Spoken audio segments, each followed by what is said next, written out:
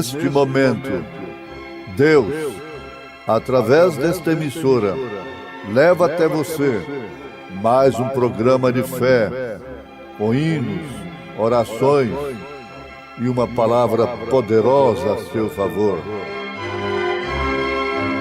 Fé para vencer o mundo. Somente crer, somente crer, tudo é possível. Somente crer, somente crer, somente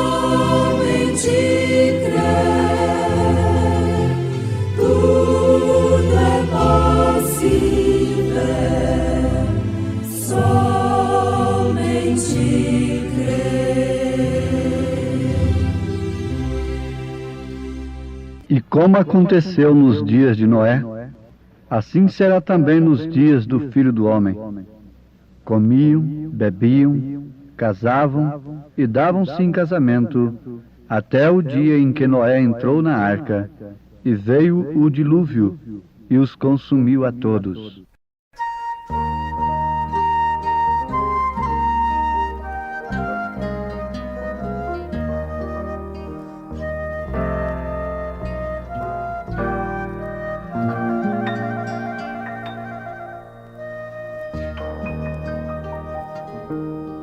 Um dia carregado e só eu ia caminhar, gemia sob um peso e dor, sem ter a quem falar. Sentia os pés cansados e a força me faltou. Então do mestre a voz me confortou. Meus pés senti cansados na via para a cruz. Conheço as tuas dores, levei-as sobre a cruz. Não temas, sou contigo, é grande o meu amor. Ó, toma tua cruz e segue-me. As velhas redes eu deixei, Jesus, pra te seguir.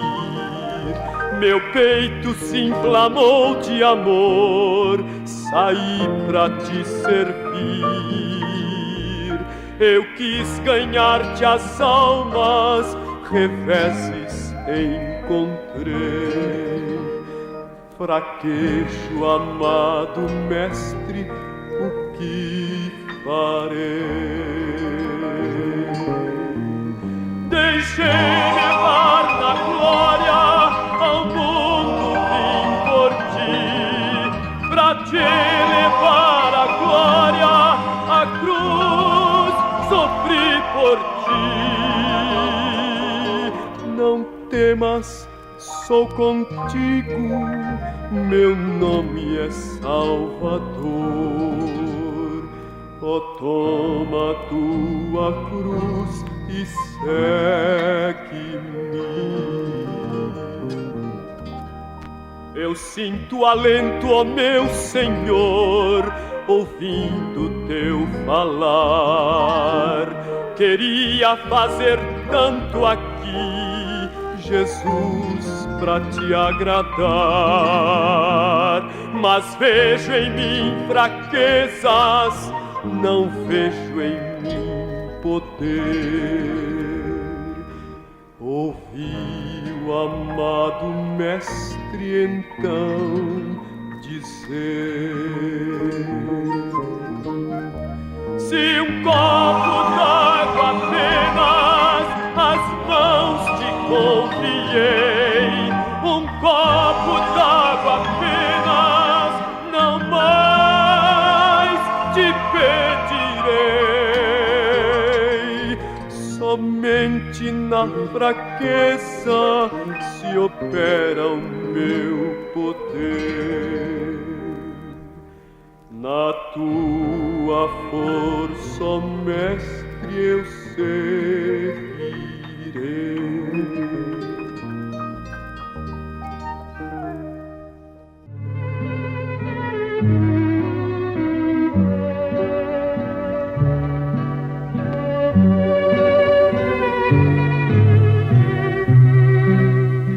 Ouvintes amados, um assunto que deve interessar muito ao povo de Deus, à Igreja de Cristo, como sua esposa, porque a Igreja é a esposa e Cristo é o esposo. É a sua volta, é a volta do esposo. Não resta dúvida que aquela esposa que de fato ama o seu marido, e estando ele fora de casa em viagem, ela ama a sua volta, sua vinda, o seu retorno. Então é bom nós conhecermos acerca da volta de Jesus. Não se sabe o dia nem a hora, mas a vinda de Jesus compreende um curso, isto é, tem um curso, não é? A aparição de Jesus é uma coisa, está culminando, que vai culminar com a sua vinda, quer dizer, a sua vinda vai culminar com a sua aparição para a introdução do milênio, quando ele introduzir o milênio na Terra. Mas a sua vinda compreende um precursor, a vinda do precursor que prepara o caminho diante dele. Isso a Bíblia é repleta de exemplos. Isaac, Abraão, Eliezer, o camelo levando Rebeca, João Batista, precursor da primeira vinda. Então, a segunda vinda é precedida pelo precursor, logo em seguida o rapto.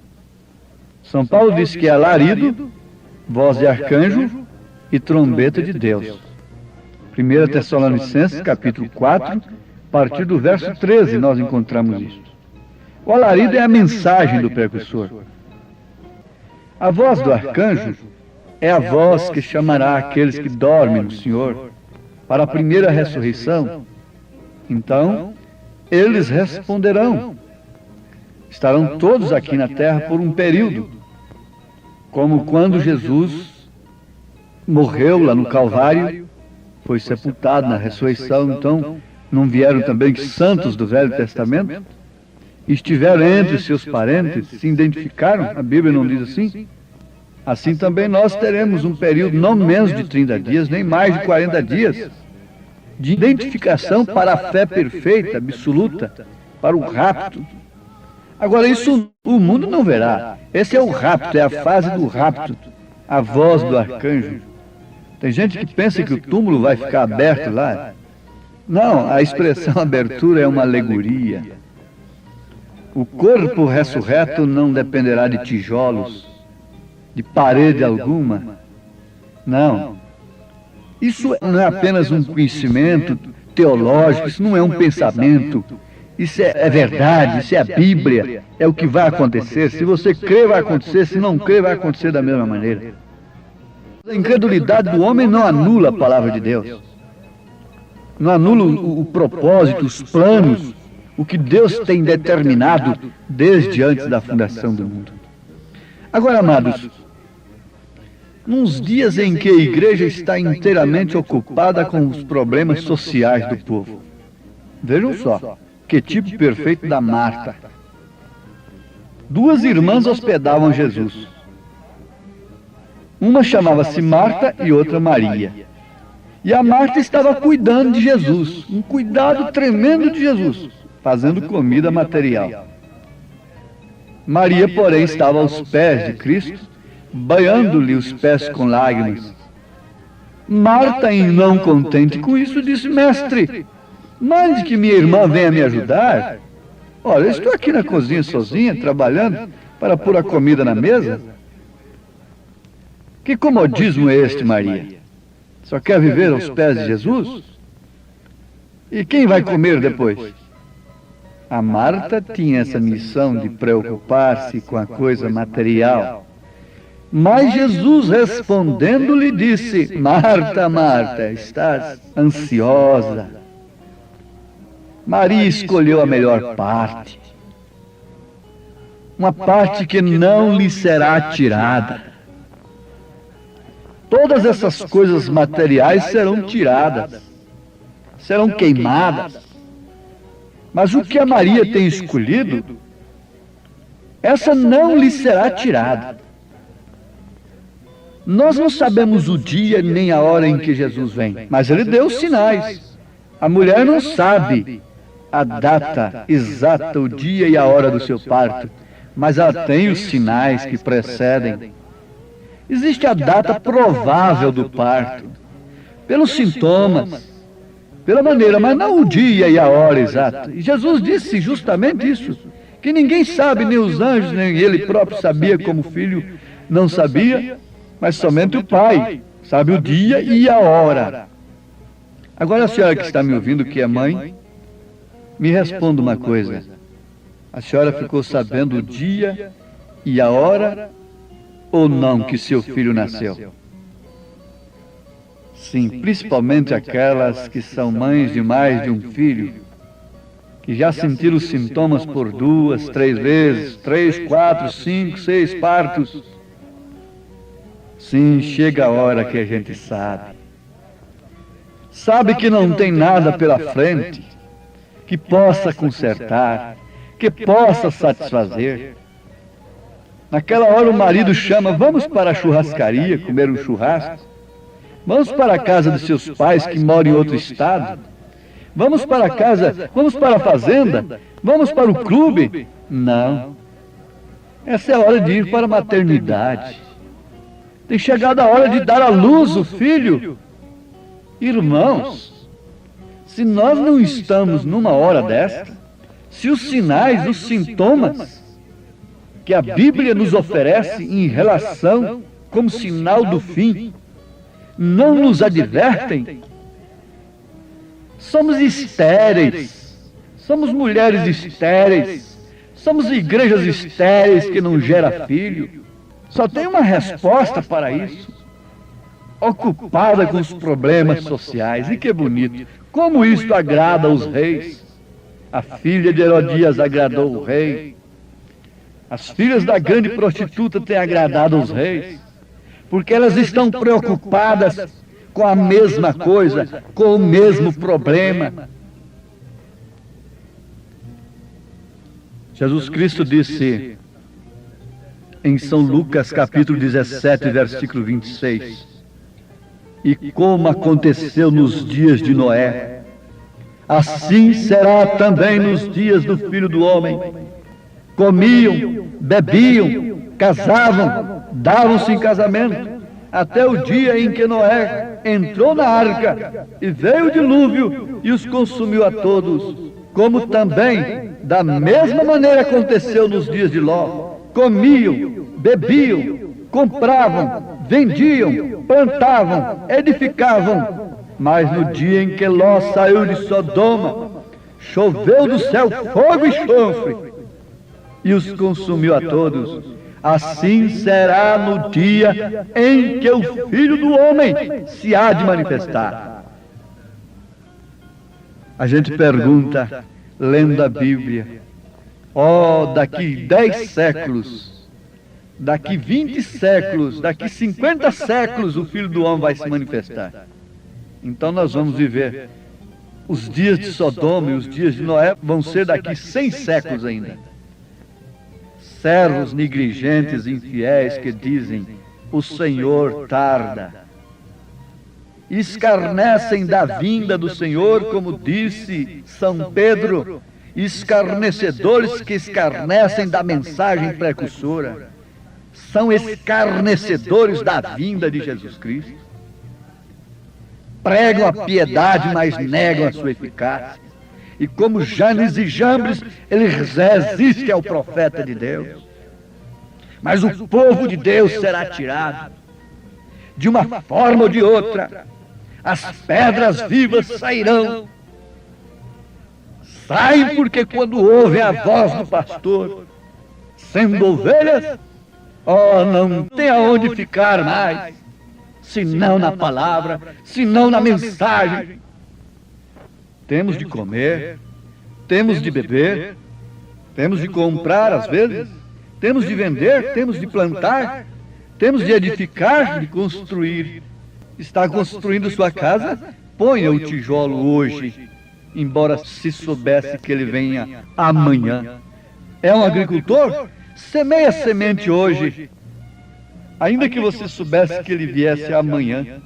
No ano do jubileu, todo escravo seria libertado quando tocasse a trombeta, mas não podia largar a ferramenta 5 minutos antes. Deus não mandou um profeta para fazer tonterias, escondermos ali ou acolá, e fazermos uma cidade de noiva e grupos ali ou aqui. Não, tudo isso é falso. Nada disso tem base na mensagem. Se vocês verem isso por aí, tudo é falso. Mas uma coisa é certa, que aqueles cujos corações são corações gerados para serem habitação do Espírito Santo, aqueles cujas vidas permitem, não pelo mérito próprio, não pela capacidade própria, não pelo intelecto, não por possibilidades materiais, não por poder fazer grandes obras para Deus, mas que pode pôr a mão no seu peito e dizer: sob este peito tão fraco palpita um coração no qual habita o Espírito Santo. Esses não se esbarram, não se comprometem por causa de comida, por causa de bebida, por causa de educação, por causa de construção, por causa de coisa qualquer nesta vida. Enfrentam as mesmas circunstâncias, mas num espírito totalmente diferente. Dois podem estar num campo, ambos trabalhando, disse Jesus. Um será tomado e outro será deixado. Por quê? Porque um estava num espírito e o outro estava num outro espírito diferente, fazendo as mesmas coisas lícitas. Dois estarão numa cama, um será tomado e outro será deixado. Isto porque um não estava dormindo o sono da indolência, da indiferença, do pecado, do comodismo religioso. Estava, na verdade, dormindo como as virgens nécias, e as virgens prudentes todas estavam dormindo. Mas quando ouviu-se o clamor, o grito, eis aí o noivo, sair ao encontro, o que aconteceu? 5 prudentes tinham o que apresentar, tinham luz, não se comprometeram, mas 5 nécias não tinham o Espírito Santo, embora sendo virgens.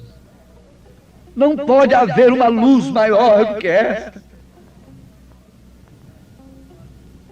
Se eu começo a ocupar o meu tempo aqui somente em me compadecer do canceroso, do paralítico, de você que sofre do coração, dessa casa que está desarrumada, desajeitada, dessa família que está macumbada, que está isso, está aquilo. Eu pergunto, lá no Egito tinha problema na casa que tinha o sinal? Não. Por que há tanta miséria, tanta desgraça, quando os homens se preocupam tanto com os problemas? Vamos pensar a coisa à luz da palavra? As promessas de Deus têm falhado ou nós que temos falhado? Ele permanece fiel à sua palavra. E Paulo disse que por não discernirem o corpo do Senhor, chamam um ungido de Deus de falso e chamam um falso de ungido de Deus.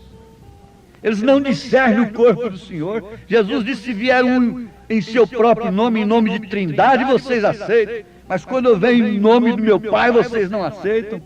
Vocês chamam o falso de verdadeiro, e o verdadeiro vocês chamam de falso. Vocês preferem a Barabás e crucificam a palavra. Vocês têm crucificado novamente a Cristo. Um médico me disse assim: pastor, se Jesus voltar outra vez na terra, ele será crucificado. Eu disse: pelos pastores, pelos líderes religiosos. E ele foi crucificado novamente, porque Cristo é a palavra. E quando ele enviou a palavra, eles rejeitaram a palavra e ficam na porta, não do inferno, mas do céu. Não entram e não deixam quem quer entrar. E começa a dizer que o verdadeiro é falso, porque essa é a revelação que eles têm. Moisés feriu a rocha uma vez, e aquilo estava correto, porque aquela rocha era Cristo. Mas quando ele feriu a segunda vez, Deus o matou por causa daquilo. Cristo já foi ferido uma vez pela lança romana, que representa os credos e os dogmas, que tem traspassado a rocha pela segunda vez. Por isso vocês estão mortos em seus delitos e pecados. A rocha só é para ser ferida uma vez. A palavra não pode ser violada, não pode ser traspassada pelos seus credos, pelos seus dogmas. Arrependei-vos e convertei-vos, para que sejam apagados os vossos pecados.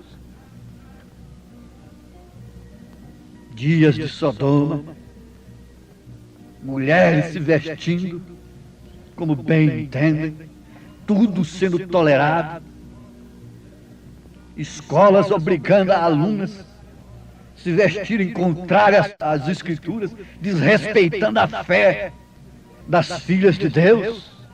E tudo isso com representantes do Evangelho lá calados, apoiando tudo. Onde estão os atalaias da palavra? Onde estão os atalaias de Deus? Onde estão os pregadores? Onde estão os representantes do Evangelho? Representando o Evangelho é para pedir dinheiro para a igreja, não. Quem representa a Cristo é aquele que mostra o pecado, mostra por que as nações vão cair todas no abismo. Embora os homens façam o que fizerem, lutem como quiserem lutar, porque, como foi nos dias de Noé, será agora também. Disse Jesus Cristo em São Lucas capítulo 17, versículo 27 em diante: só tem uma coisa a fazer, só há uma salvação, é individual, é você, minha irmã, é você, irmão. Não há salvação para o mundo. O pregador que está botando flores nessa estrada larga é um falso, prometendo maravilhas para você, que é um falso. Jesus disse que ele é falso e é mesmo. Jesus disse: se você fica comigo, você fica num lugar terrível. A palavra diz: quão terrível é este lugar, mas quão glorioso é estar com o Pai Celeste. Oh, meu irmão, minha irmã, Deus te abençoe nesta hora, quando você constata que é Ele, Deus, que está falando no seu coração. Coma, beba, vista-se, faça tudo, mas no espírito de quem vai subir para a glória eterna, com seu coração, lá onde está o seu tesouro. Amém.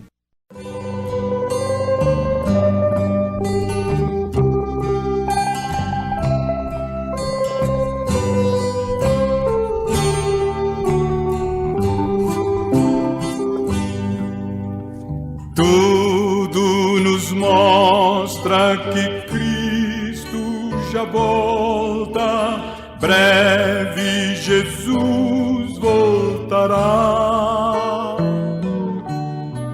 Já deste mundo o mar se revolta, breve Jesus voltará. Breve virá, breve virá, breve Jesus voltará.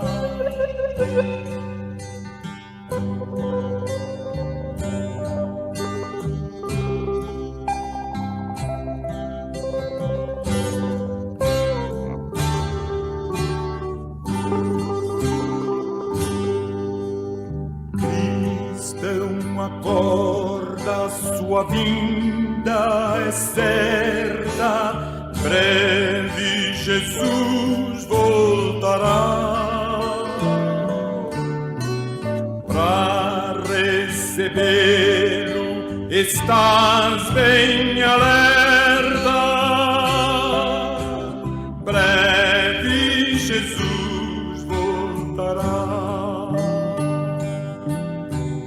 Breve virá, breve virá, breve Jesus voltará.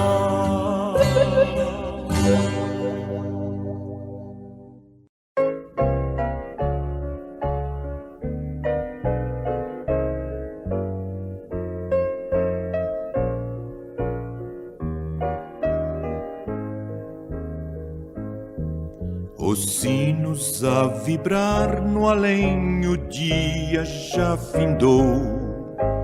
Alguém não tem paz, talvez o serás, mas poderás o teu vigor em Cristo renovar. Pois a dor terrível em riso há de mudar. Não é segredo o que Deus faz, o que fez a outros fará por ti. Com magna graça perdoará. Não é segredo o que Deus faz.